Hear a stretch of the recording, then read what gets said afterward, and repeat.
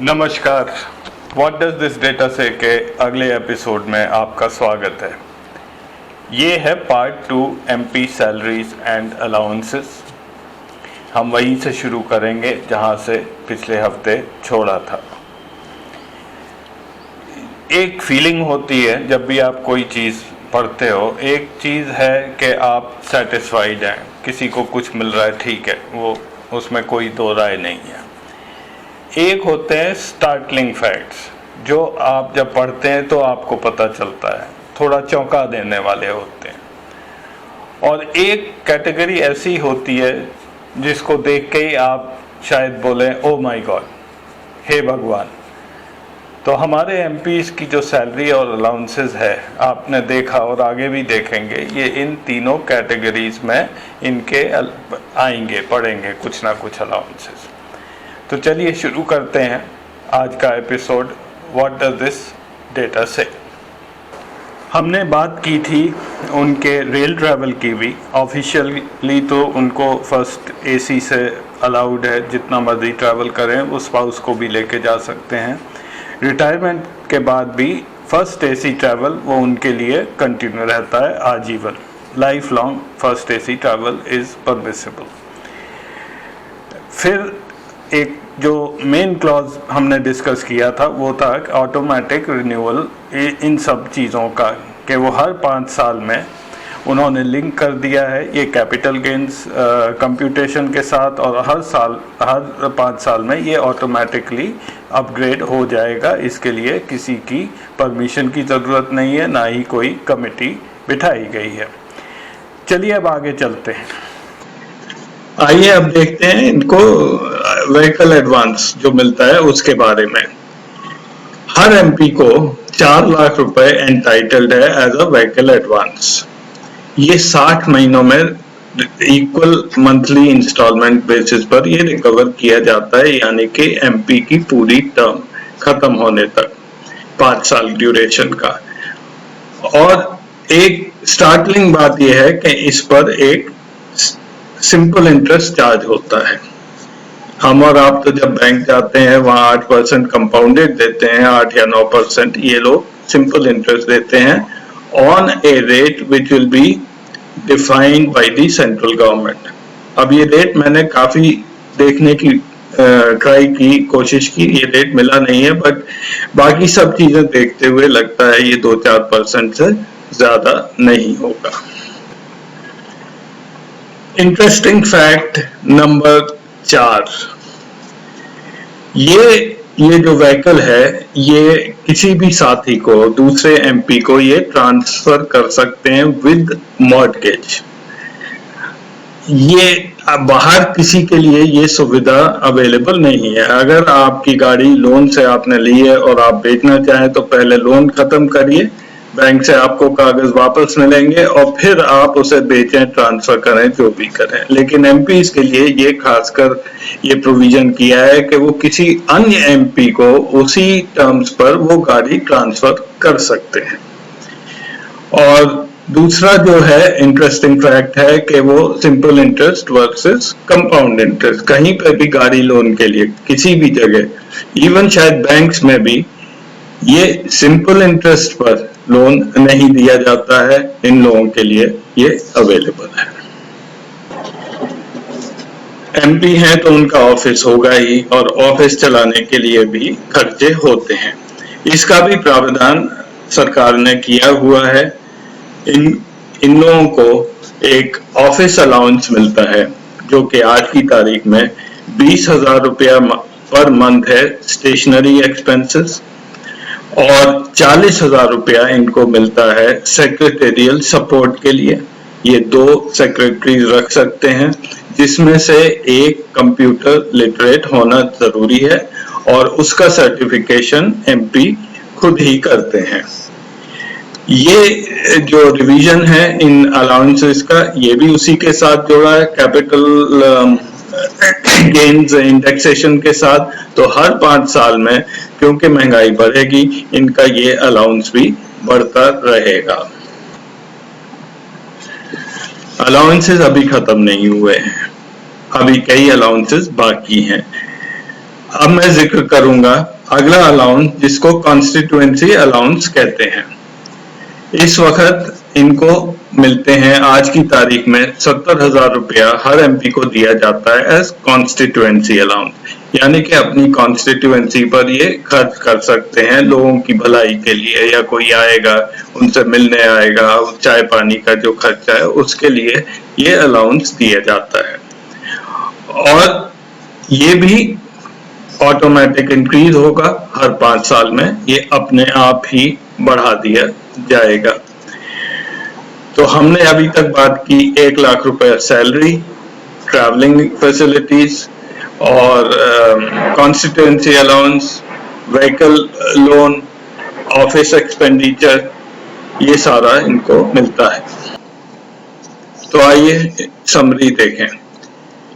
Salary MP की 1 लाख रुपया, office allowance 60,000 रुपया, कॉन्स्टिट्यूएंसी अलाउंस 70,000 रुपया, free medical through central government health scheme, इनको दिल्ली में रहने को फ्लैट मिलता है, वो भी बिल्कुल फ्री, कन्वेंस मिलती है, और सेशन के बीच में या उससे आने जाने के लिए फ्री ट्रैवल, बीच में ब्रेक्स अगर लें उसके लिए भी फ्री ट्रैवल, सिटिंग अलाउंस 2,000 रुपया per day, 34 free passes per year air के, free first AC travel for life, subsidise conveyance advance 4 lakh रुपया और फ्री स्पाउस ट्रैवल।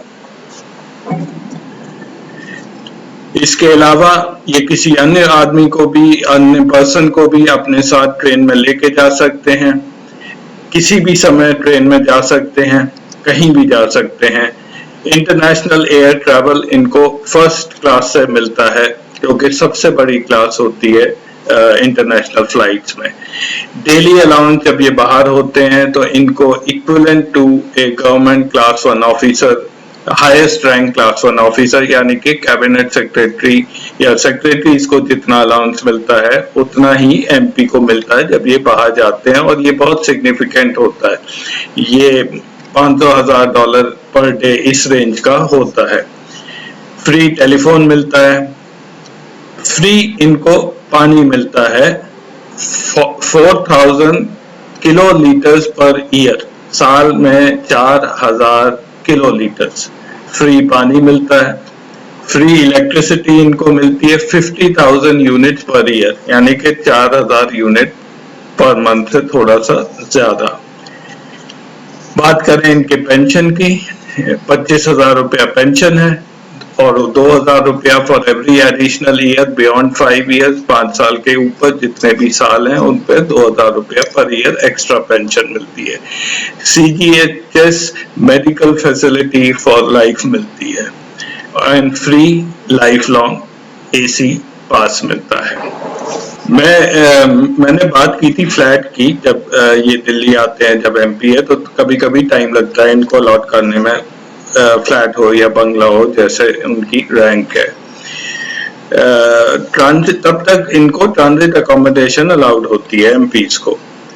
आपको याद होगा 2009 में जब इकोनॉमी डाउनटर्न ले रही थी और कांग्रेस गवर्नमेंट आई थी, तो SM कृष्णा जो उस समय एक्सटर्नल अफेयर मिनिस्टर थे और उनके डेप्यूटी शशि थरूर, ये लोग आके as transit accommodation 5 star 7 star hotel में रहने लगे थे, और इस वजह से प्रणब मुखर्जी बहुत नाराज हुए थे और उन्होंने इन लोगों को 5 स्टार होटल से निकलने को कहा, और अल्टीमेटली उनको ये पैसे नहीं दिए गए थे। यहाँ तक के मिनिस्ट्री ने काफी उस कोशिश की थी। ये देखिए, what SM Krishna did not tell, his ministry pushed hard to get government to pay his 5-star hotel bill.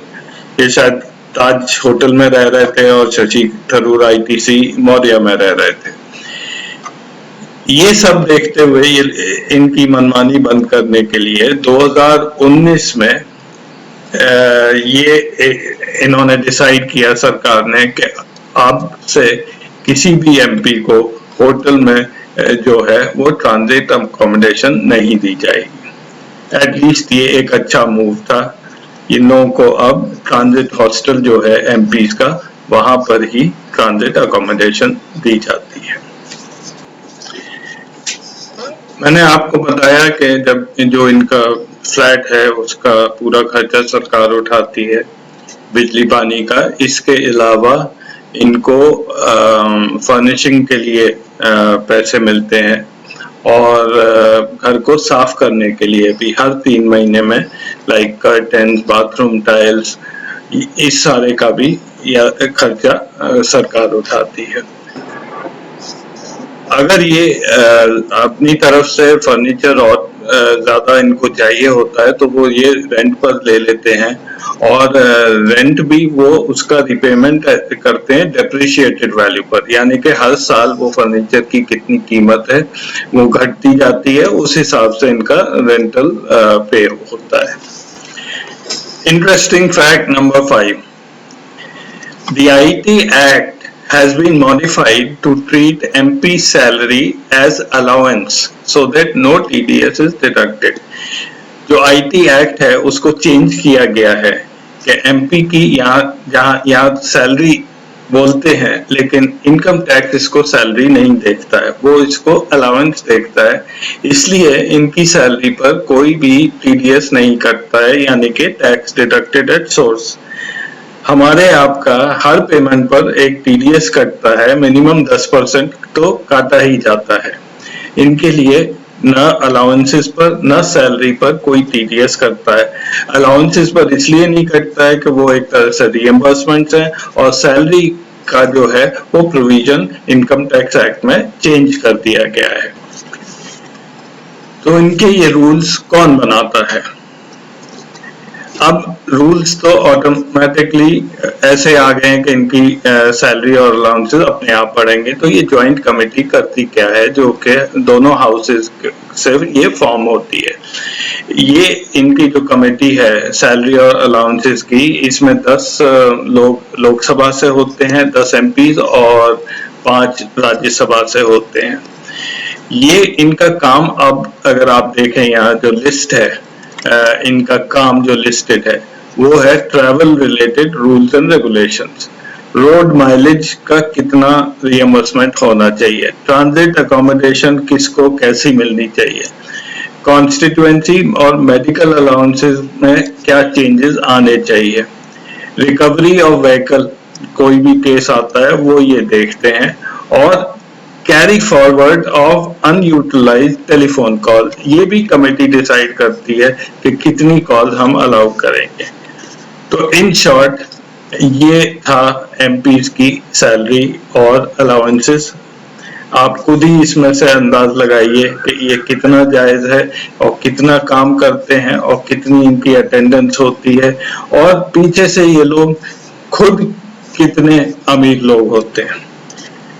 चलिए अब चलते हैं नेक्स्ट सेक्शन पर, जहां पे मैं आपको क्विकली ये दिखाऊंगा कि 2023 में आने वाले में समय में इनके जो प्रेजेंट अलाउंसेस हैं वो कितने बढ़ेंगे। तो ये एक छोटा सा कैलकुलेशन मैं आपको दिखा रहा हूं। ये फिगर्स मैंने कॉस्ट इन्फ्लेशन के लिए हैं incometax.gov की साइट से। जो राइट हैंड साइड पर टेबल है वो पिछले 4-5 साल का cost inflation index on capital gains, ये फिगर्स हैं। 2022-23 का मैंने अज्यूम कर लिया है उसी डेट पर जैसा कि लास्ट ईयर था, बट ये शायद थोड़ा सा ज्यादा होगा क्योंकि इस साल इन्फ्लेशनरी ट्रेंड्स ज्यादा रहे हैं। ये फैक्टर है इस वक्त 1.189, लगभग 19% का। आपने पीछे देखा कि MPs को टोटल अलाउंसेस पर मंथ करीब 2.3 लाख था, वो जाके अप्रैल 2023 में 19% बढ़ जाएंगे। ये फिगर रफली 2.73 लाख आती है, यानी कि 43 हजार या 45 हजार रुपया इनका ऑटोमेटिकली इंक्रीज हो जाएगा। 2023 इम्पोर्टेंट साल भी है क्योंकि उसके बाद 1 साल रह जाता है इलेक्शंस को, तो सारे MPs इलेक्शन के लिए खुशी खुशी जाएंगे क्योंकि उनको एक बड़ा विंडफॉल मिल चुका होगा। अब देखते हैं एमपीज की जल्दी से कि इनकी जो अटेंडेंस है या इनके एसेट्स हैं वो कितने हैं। एमपीज का काम वैसे क्या होता है, अटेंडेंस तो उनकी लग गई जब उन्होंने रजिस्टर साइन कर दिया, उस दिन के पैसे भी मिल गए। उनको डिबेट्स में हिस्सा लेना होता है, उनको क्वेश्चंस पूछने होते हैं, खास करके प्राइवेट मेंबर्स बिल, ये बहुत ही इंपॉर्टेंट एस्पेक्ट है पार्लियामेंट्री डेमोक्रेसी का, जहां इर्रिस्पेक्टिव ऑफ पार्टी लाइन कोई भी मेंबर ऑफ पार्लियामेंट अपना क्वेश्चन पूछ सकता है।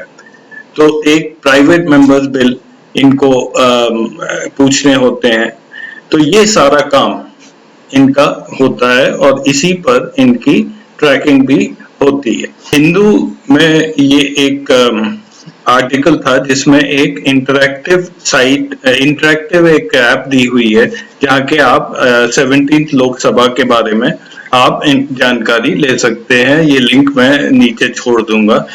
17th लोकसभा में 542 सदस्य हैं। इसको आप जो है हम देखते हैं, चलिए नेट एसेट्स पर, तो नेट एसेट्स पर ये फिल्टर आउट हो जाता है और यहाँ पे अगर आप देखें तो नेट एसेट्स जो हैं, जो एमपीज ने डिक्लेयर किए हैं, ज्यादातर लोगों के नेट एसेट्स 1 करोड़ के ऊपर हैं। बहुत कम है एमपी जो कि इससे नीचे हैं। 1 से 9 लाख में 11 एमपीज हैं, 10 से 50 में 31 हैं, बाकी सब जो हैं वो इससे ऊपर हैं। तो टोटल मिला के करीब में भी 50 एमपीज ऐसे हैं जो कि जिनके एसेट्स बहुत कम हैं। सारे ही करोड़पति हैं हमारे लोकसभा में। अगर आप देखें यहाँ पे 100+ करोड़ 20 लोग हैं, 50 से 99 18 लोग हैं, 18 हैं, और 10 से 50 करोड़ 131 और 1 से 9 करोड़ 286। इसी फिगर के जरिए, इसी ऐप के जरिए अब हम देख रहे हैं एजुकेशन, एमपीज का एजुकेशन। 233 लोग ग्रेजुएट हैं, 133 पोस्ट ग्रेजुएट हैं या और 24 डॉक्टरेट्स हैं, यानी कि bulk of the MPs are well educated. 12वीं पास 71 एमपीज हैं और 10th या उससे नीचे 61 एमपीज हैं। ये है एमपीज का क्रिमिनल केसेस रिकॉर्ड। इनमें से 308 एमपीज ऐसे हैं जिन पे कोई भी क्रिमिनल केस नहीं है। 1 से 4 केसेस में 178 हैं, 10+ केसेस 12 हैं और 5 से 10 क्रिमिनल केसेस में 41 है। लास्ट में ये लास्ट स्लाइड है जिसमें हम देखेंगे एमपीज कितना काम करते हैं। तो इसके लिए मैंने जो पैरामीटर चुना है वो है प्राइवेट मेंबर्स बिल कितना एक एमपी इंट्रोड्यूस करते हैं। तो इसमें सबसे ऊपर हैं कीरत प्रेमजी भाई सोलंकी अहमदाबाद से, उनकी अटेंडेंस भी 92 है और उन्होंने 7 प्राइवेट मेंबर्स बिल इंट्रोड्यूस किए हैं, 136 क्वेश्चन और 87 डिबेट्स में काम किया है। इसी तरह ये कोलम से हैं प्रेमचंद्रन, इन्होंने 7 प्राइवेट मेंबर बिल, 126 क्वेश्चन और 135 डिबेट्स। एक्सपेक्टेड था शशि थरूर जी भी होंगे इसमें, ये भी काफी डिबेट्स में, हर डिबेट में होते हैं और काफी क्वेश्चंस ये पूछते हैं। सुप्रिया सुले 90% इनकी अटेंडेंस है और ये भी बहुत पार्टिसिपेटिव हैं लोकसभा में। कुछ अब अगर नीचे जाएंगे तो कुछ ऐसे हैं जिनका बिल्कुल ही कुछ भी नहीं होता है। ये 0 बिल्स हैं इनके, ये 0 बिल्स हैं, 0। इन कोई भी प्राइवेट मेंबर बिल ये लोग इंट्रोड्यूस नहीं करते हैं। इन्होंने ये है साध्वी प्रज्ञा ठाकुर, इन्होंने केवल 19 क्वेश्चंस पूछे हैं। प्राइवेट मेंबर बिल 0 है, 15 डिबेट्स में इन्होंने भाग लिया है। तो ये भी एक साइट अच्छी है जहां पे आप देख सकते हैं इनकी परफॉर्मेंस के बारे में। So with this we come to the end of this episode. आपको पता लग गया होगा कि हमारे एमपीज की सैलरीज कितनी है, अलाउंसेस कितनी है, कैसे वो परफॉर्म करते हैं और कैसे ये अलाउंसेस वगैरह बढ़ते हैं। अब आपको ही तय करना है इसमें से कितना जायज़ है। जायज़ तो सभी है क्योंकि ये एक्ट ऑफ पार्लियामेंट से पास हुआ है, बट आप डिजर्व करते हैं या नहीं, ये अब आपको ही जवाब देना है। नमस्कार।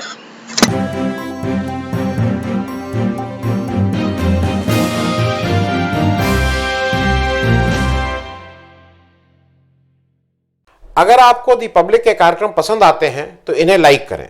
अगर आप इस वीडियो को YouTube पर देख रहे हैं तो चैनल को सब्सक्राइब करें, और अगर आप इसे Facebook पर देख रहे हैं तो दी पब्लिक के पेज को लाइक करें। अगर आप चाहते हैं कि हम निष्पक्ष पत्रकारिता को जारी रखते हुए आपसे जुड़े मुद्दों पर सवाल उठाते रहें तो हमें सहयोग करें। आपका छोटा से छोटा सहयोग भी इस मुहिम को जारी रखने में हमें ताकत देगा। डोनेट करने के लिए डिटेल्स जो हैं वो डिस्क्रिप्शन बॉक्स में दी गई हैं। धन्यवाद।